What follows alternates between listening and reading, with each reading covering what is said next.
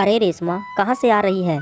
सामने से आती हुई चंदा ने जब उसका रास्ता रोक कर पूछा, तब रेशमा ने देखा कि यह तो वही चंदा है जो किसी जमाने में उसकी पक्की सहेली थी।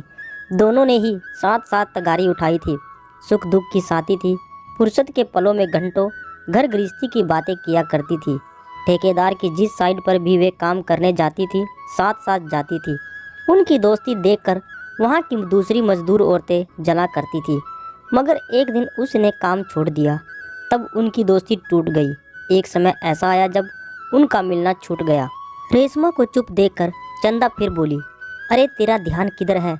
रेशमा, मैं पूछ रही हूँ कि तू कहाँ से आ रही है? आजकल तू मिलती क्यों नहीं? रेशमा ने सवाल का जवाब ना देते हुए चंदा से सवाल पूछते हुए कहा, पहले तू बता, क्या कर रही है? मैं तो घरों में बर्तन मांजने का काम कर रही हूँ, और तू क्या कर रही है? वही मेहनत मजदूरी। धत तेरी की, आखिर पुराना धंधा छूटा नहीं, कैसे छोड़ सकती हूँ? अब तो ये हाथ लोहे के हो गए हैं। मगर इस वक्त तू कहाँ से आ रही है? कहाँ से आऊँगी? मजदूरी करके आ रही हूँ। कोई दूसरा काम क्यों नहीं पकड़ लेती? कौन सा काम पकड़ूँ? कोई मिले तब ना। मैं तुझे काम दिलवा सकती हूँ। कौन सा काम? मेहरी का काम कर सकोगी? हाँ तो पूछना। तो चल तहसीलदार के बंगले पर, वहाँ उनकी मेम साहब को किसी बाई की जरूरत थी, मुझसे उसने कहा भी था। तो चल, कहकर रेशमा चंदा के साथ होली। वैसे भी वह अब मजदूरी करना नहीं चाहती थी। एक तो यह हड्डी तोड़ काम था, फिर ना जाने कितने मर्दों की काम वासना का शिकार बनो। कई मजदूर तो तगारी देते समय उसका हाथ छू लेते हैं, फिर गंदी नज़रों से देखते हैं। कई ठेकेदार ऐसे भी हैं जो उसे हम बिस्तर बनाना चाहते हैं। एक अकेली औरत की ज़िंदगी में कई तरह के झंझट हैं।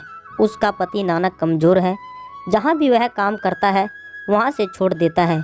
भूखे मरने की नौबत आ गई, तब मजबूरी में आकर उसे मजदूरी करनी पड़ी। जब पहली बार रेशमा उस ठेकेदार के पास मजदूरी मांगने गई थी, तब वह वासना भरी आंखों से बोला था, तुझे मजदूरी करने की क्या जरूरत पड़ गई?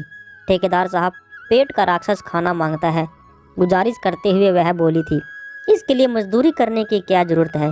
ज़रूरत है तभी तो आपके पास आई हूँ। यहाँ हड्डी तोड़ काम करना पड़ेगा। कर लोगी? मंजूर है ठेकेदार साहब, काम पर रख लो। अरे तुझे तो यहाँ हड्डी तोड़ काम करने की ज़रूरत भी नहीं है। सलाह देते हुए ठेकेदार बोला था, तेरे पास वह चीज़ है, मजदूरी से ज़्यादा कमा सकती है। आप क्या कहना चाहते हैं ठेकेदार साहब? मैं कहना चाहता हूँ कि अभी तुम्हारी जवानी है, किसी कोटे पर बैठ जाओ, बिना मेहनत के पैसा ही पैसा मिलेगा। कहकर ठेकेदार ने भद्दी हंसी हंसकर उसे वासना भरी आंखों से देखा था। तब वह नाराज होकर बोली थी, काम देना नहीं चाहते हो तो मत दो, मगर लाचार औरत का मजाक तो मत उड़ाओ।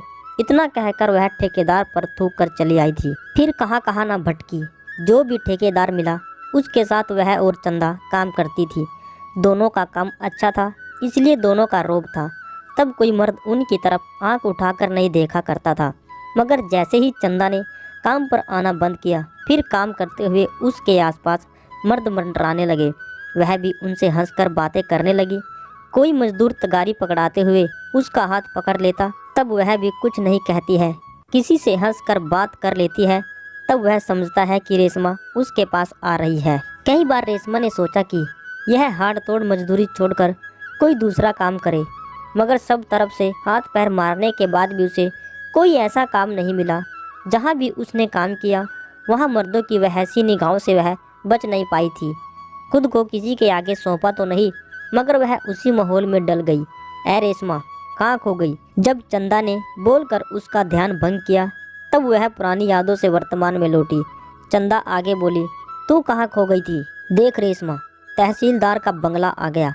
मेम साहब के सामने मुंह लटकाए मत खड़ी रहना, जो वे पूछे फटाफट जवाब दे देना, समझाते हुए चंदा बोली।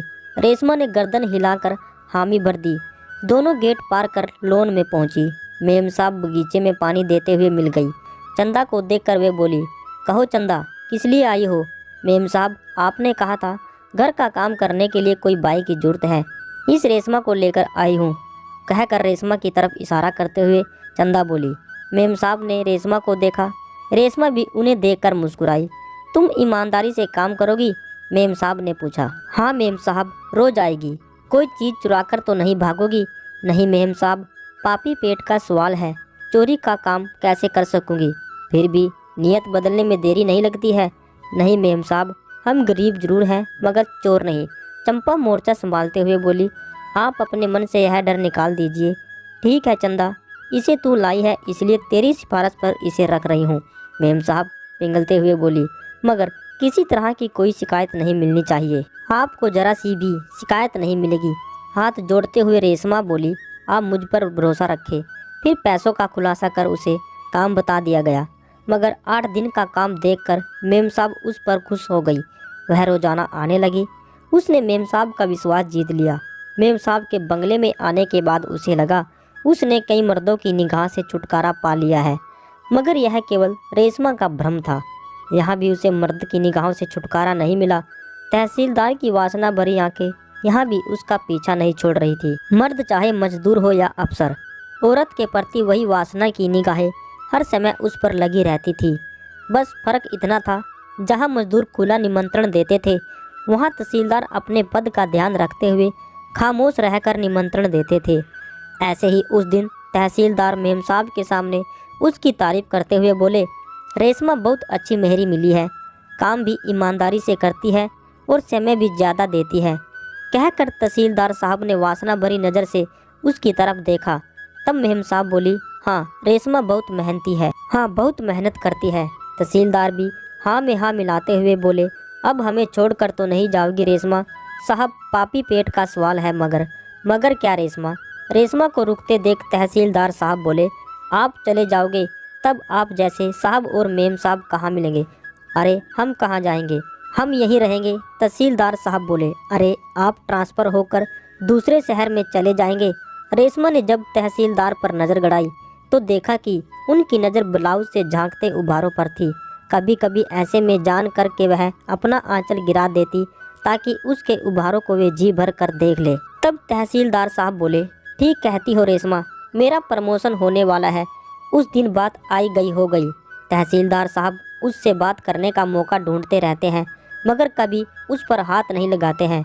रेशमा को तो बस इस बात का संतोष है कि औरत को मर्दों की निगाह से छुटकारा नहीं मिलता है, मगर वह तब तक ही महफूज है जब तक तहसीलदार की नौकरी इस शहर में है। ये बात सही है दोस्तों कि औरत को कभी भी मर्दों की निगाह से छुटकारा नहीं मिलता, चाहे वे औरत कितनी भी मेहनत या मजदूरी करके अपना पेट पाले, लेकिन फिर भी वह औरत मर्दों की निगाहों से नहीं बच सकती। ऐसा ही कुछ रेशमा के साथ भी हुआ। तो दोस्तों ये थी आज की स्टोरी। उम्मीद करते हैं यह स्टोरी आपको पसंद आई होगी।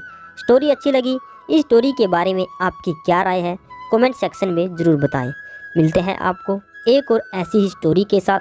तब तक जय हिंद, जय भारत।